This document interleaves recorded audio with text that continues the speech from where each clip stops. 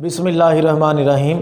Dear students, अस्सलाम वालेकुम। मैं उम्मीद करता हूं कि आप सब खैरियत से होंगे और अल्लाह ताला आप सबको ऐसे ही खैरियत से ही रखे। आज जो टॉपिक हमने डिस्कस करना है वो है transport of food in plants. इससे पहले हमने ट्रांसपोर्ट ऑफ वाटर जो है उसको पढ़ा था कि पौधों में ट्रांसपोर्ट ऑफ वाटर जो है वो कैसे होती है। आज हमने ये पढ़ना है ट्रांसपोर्ट ऑफ फूड, यानी पौधों में खुराक की ट्रांसपोर्ट जो है, इसको हम आज पढ़ेंगे। हमने पढ़ा था कि पानी की जो ट्रांसपोर्ट होती है वो जाइलम, पौधों में नालियाँ होती हैं, उनके ज़रिए से होती है। जबकि पौधों में खुराक की जो ट्रांसपोर्ट है, खुराक से ये मुराद है कि ग्लूकोज, पौधों में जो खुराक की ट्रांसपोर्ट होती है वो फ्लोएम के ज़रिए से होती है। तो यहाँ पर ये लिखा है कि phloem is responsible for the transport of food, यानी खुराक की ट्रांसपोर्ट के लिए जो है फ्लोएम जो है वो ज़िम्मेदार है। यानी फ्लोएम जो है ये भी एक नाली है और जाइलम जो है ये भी एक नाली है। तो दो नालियाँ पौधों में पाई जाती हैं या ट्यूब्स पाई जाती हैं, एक है जाइलम वेसल्स और दूसरी जो है फ्लोएम वेसल्स है। अब क्या है कि phloem is a two way street for food, यानी फ्लोएम जो है ये खुराक के लिए दो तरफा रास्ता है। मतलब ये है कि हमने पढ़ा था कि ट्रांसपोर्ट ऑफ वाटर में ये पढ़ा था कि वाटर जो होता है वो नीचे से ऊपर की तरफ मूव करता है, यानी रूट से एरियल पार्ट्स की तरफ मूव करता है। यानी जाइलम में जो पानी की ट्रांसपोर्ट है वो एक ही सिमत में होती है, जबकि खुराक की जो ट्रांसपोर्ट है ये दो सिमत में होती है। दो सिमत से ये मुराद है कि पौधे में खुराक जो है वो ऊपर से नीचे भी जा सकती है और नीचे से ऊपर भी जा सकती है, इसलिए यहाँ पर लिखा है ये two way street for food है।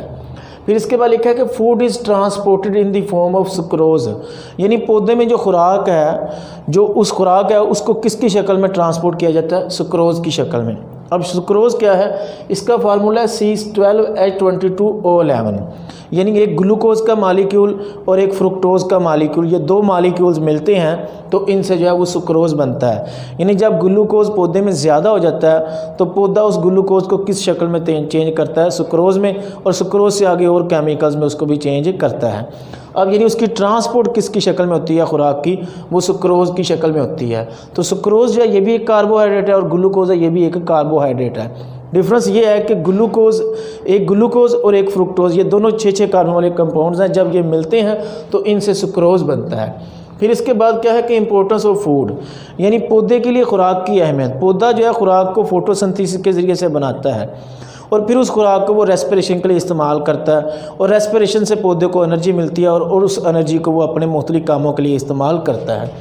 Glucose is form during photosynthesis in mesophyll cells. हमने पढ़ा है कि पौधे के पत्तों में मेसोफिल सेल्स पाए जाते हैं और मेसोफिल सेल्स में ज़्यादातर फोटोसिंथेसिस का अमल होता है।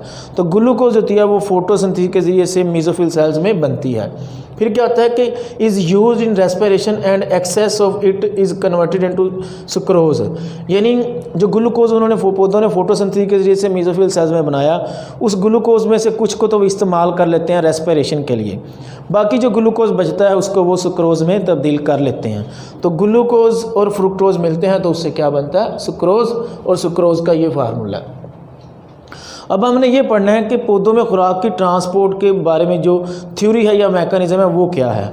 तो पौधों में खुराक की ट्रांसपोर्ट के बारे में जो मैकेनिज़्म बनाया गया उसे कहते हैं प्रेशर फ्लो मैकेनिज़्म।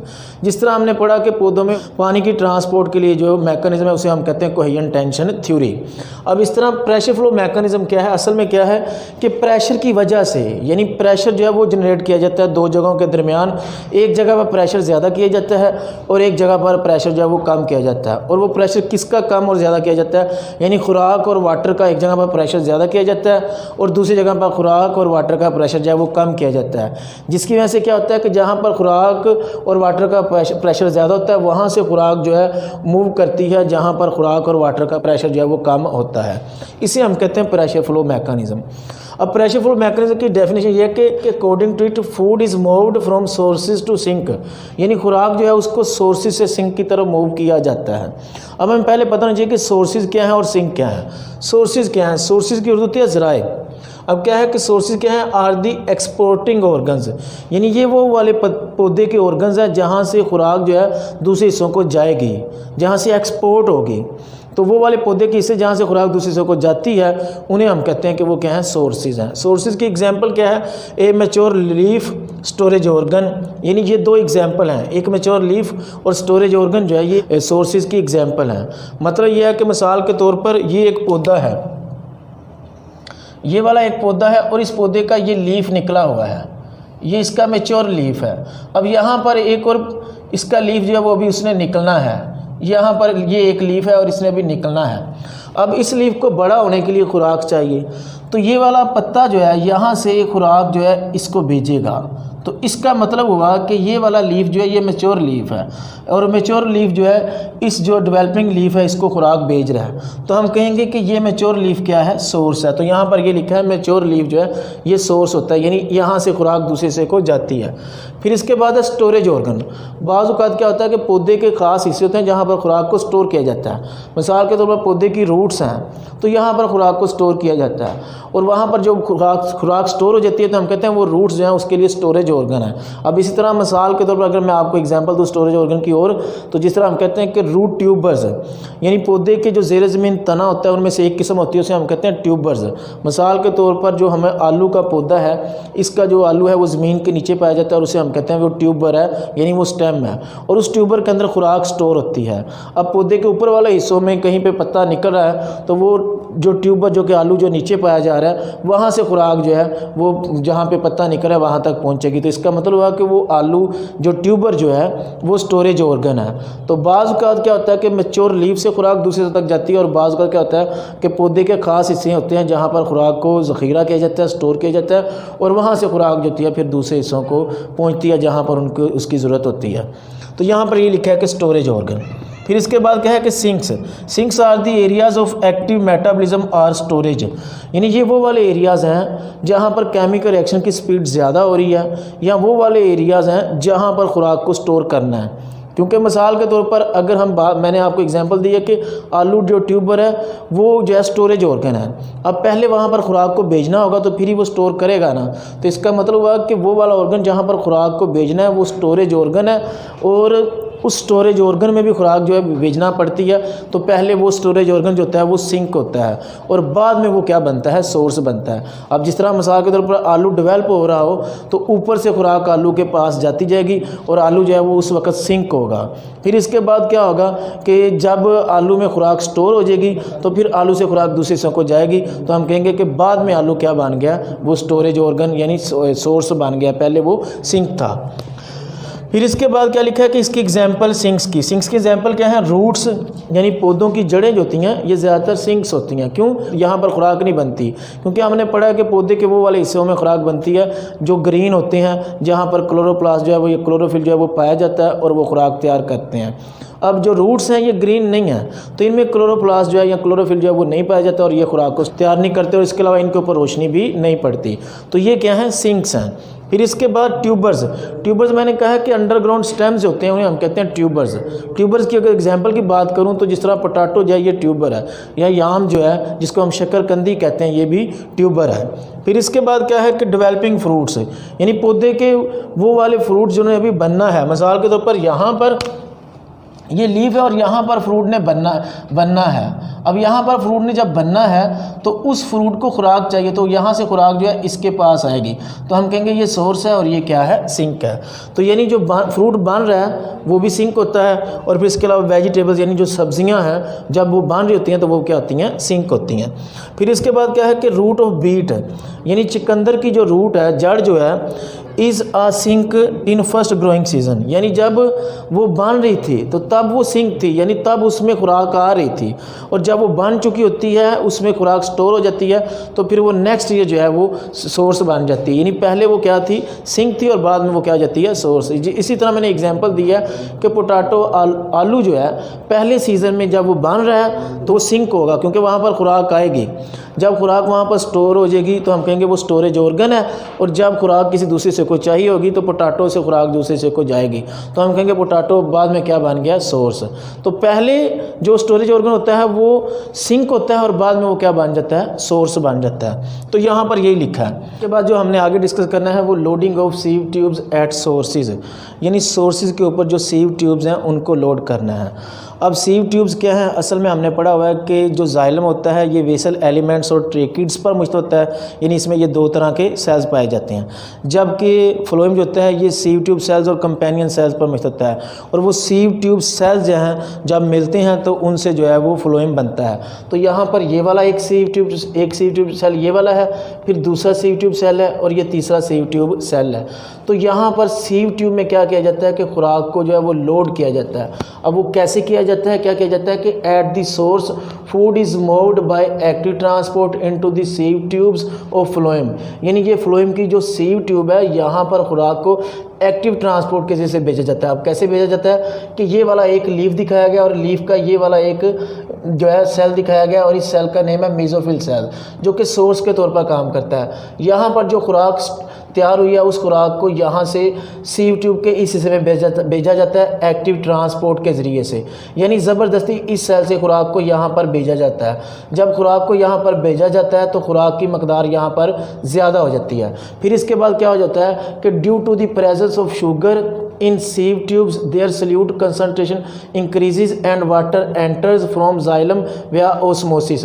तो क्या होता है कि जब यहाँ से खुराक को यहाँ पर भेजा जाता है तो यहाँ पर सीव ट्यूब्स में खुराक की मकदार यानी सल्यूट जो है उसकी मकदार ज़्यादा हो जाती है, यानी सुक्रोज जो है उसकी मकदार यहाँ पर ज़्यादा हो जाएगी। तो यहाँ से जो जाइलम है, जाइलम के अंदर जो वाटर है वो भी यहाँ पर मूव करना शुरू कर देगा, क्योंकि हमने पढ़ा है कि जहाँ पर वाटर की मकदार ज़्यादा होती है वो ज़्यादा से कम मकदार की तरफ मूव करता है, या हमने ये पढ़ा हुआ है कि जहाँ पर सल्यूट ज़्यादा होता है वाटर उस तरफ मूव करता है। तो यहाँ पर सल्यूट ज़्यादा हो गया और सल्यूट कौन है, सुक्रोज है, जिसको हमने इस सेल से यहाँ पर भेजा है।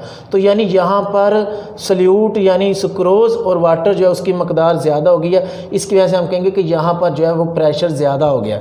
फिर इसके बाद क्या होता है कि this result in higher pressure in this tubes, यानी इन सीव ट्यूब्स में क्या होता है कि प्रेशर जो है वो ज़्यादा हो जाता है, which drive the solution towards sink, जिसकी वजह से क्या होता है कि यहाँ पर जब खुराक और पानी का प्रेशर ज़्यादा हो जाएगा तो खुराक और पानी के प्रेशर के ज़्यादा होने से यहाँ से खुराक जो है वो दूसरी तरफ मूव करेगी, यानी सिंक की तरफ मूव करेगी।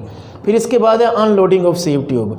अनलोडिंग ऑफ सीव ट्यूब में कहता है कि at the sink food is unloaded by active transport, यानी खुराक को हमने यहाँ पर भेजना है तो यहाँ पे हम जगह बनाएंगे खुराक की। अब कैसे बनाएंगे कि यहाँ पर जो खुराक मूव होती है उसको ज़बरदस्ती इस सेल में भेज जाता है और ये रूट एक दिखाई गई है, यानी ये जो है रूट दिखाएगी और इस रूट का ये वाला एक सेल दिखाया गया और यहाँ सीव ट्यूब से खुराक को इस सेल के अंदर जो है ज़बरदस्ती भेजा गया। तो यहाँ पर आपको पता चल रहा है कि इस यहाँ पर खुराक की मकदार जो है वो ज़्यादा है। अब क्या होता है कि जब खुराक यहाँ पर आ जाती है तो यहाँ से सीव ट्यूब जो है वो खाली हो जाती है, तो हम कहते हैं कि यहाँ पर सीव ट्यूब की क्या हुई है, अनलोडिंग हुई है। जब खुराक यहाँ पर भेज देते हैं एक्टिव ट्रांसपोर्ट के ज़रिए से तो यहाँ पर जो वाटर होता है वो दोबारा जो है जाइलम ट्यूब्स में चला जाता है। तो यहाँ पर खुराक और वाटर जो है उसका प्रेशर कम हो जाता है, जबकि यहाँ पर खुराक और वाटर का प्रेशर ज़्यादा हो जाता है। तो ये एक प्रेशर का डिफरेंस पैदा हो गया, जिसकी वजह से क्या होगा कि खुराक और वाटर जो है वो इस तरफ मूव करेंगे। तो एरो यही शो कर रहा है कि खुराक जो है वो इस तरफ मूव करेगी। अब हम इसको पढ़ लेते हैं। क्या लिखा है कि at the sink food is unloaded by active transport, water also exits from sieve tubes, this decrease the pressure in sieve tubes which causes a mass flow from the higher pressure at the source to the new lower pressure at the sink. यानी क्या है कि जहाँ पर source था, जहाँ पर pressure ज़्यादा है, वहाँ से खुराक जो होती है उसको मूव करवाया जाता है उस जगह पर जहाँ पर खुराक का प्रेशर जो है वो कम है या पानी का प्रेशर जो है वो कम है और वो सिंक है। इस तरह क्या होगा कि खुराक जो है यहाँ से सोर्स से सिंक की तरफ मूव करेगी। और कैसे करेगी कि यहाँ पर सीव ट्यूब की जो है वो लोडिंग हुई है और जबकि यहाँ पर क्या हुई है, सीव ट्यूब की अनलोडिंग। तो आज हमने ये पढ़ा है कि पौधे में खुराक की ट्रांसपोर्ट कैसे होती है। तो पौधे में खुराक की ट्रांसपोर्ट हमने पढ़ा कि फ्लोएम के ज़रिए से होती है और फ्लोएम नालियाँ जो होती हैं इनमें जो खुराक की ट्रांसपोर्ट होती है वो 2 डायरेक्शनल होती है, यानी ऊपर से नीचे भी खुराक जा सकती है और नीचे से ऊपर भी जा सकती है। फिर हमने ये पढ़ा कि पौधे में जो खुराक की ट्रांसपोर्ट होती है वो ज़्यादातर सुक्रोज की शक्ल में होती है, यानी ग्लूकोज और फ्रुक्टोज मिलते हैं और उससे क्या बनता है, सुक्रोज बनता है। फिर इसके बाद हमने ये पढ़ा कि पौधे में जो सुक्रोज होता है ये बनता कैसे है कि जब पौधे फोटोसिंथेसिस करते हैं तो फोटोसिंथेसिस के नतीजे में ग्लूकोज बनता है। पौधे कुछ ग्लूकोज को इस्तेमाल कर लेते हैं रेस्पिरेशन के लिए और बाकी जो ग्लूकोज बनता है उसको ग्लूकोज को फ्रुक्टोज के साथ मिलाते हैं और इससे क्या बनता है, सुक्रोज।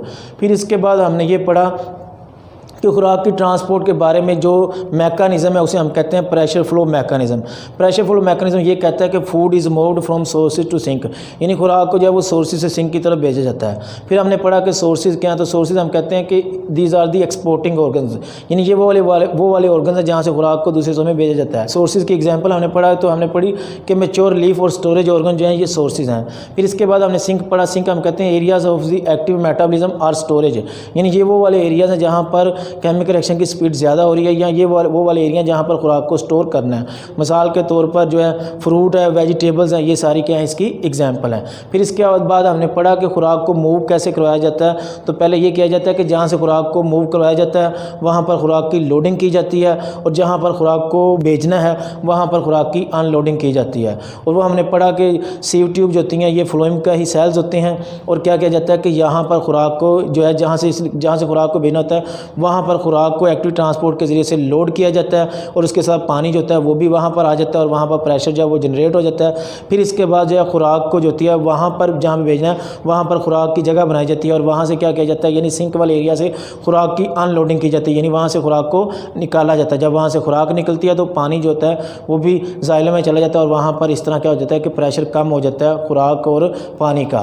तो ऊपर प्रेशर ज़्यादा होता है जहाँ पर हमने सीव ट्यूब को लोड किया है, तो जिसकी वजह से सोर्स से खुराक जो है वो सिंक की तरफ मूव करती है। तो उम्मीद है कि आज के लेक्चर की आपको समझ आ गई होगी। नेक्स्ट लेक्चर के साथ कल दोबारा हाजिर होंगे। अल्लाह हाफिज़।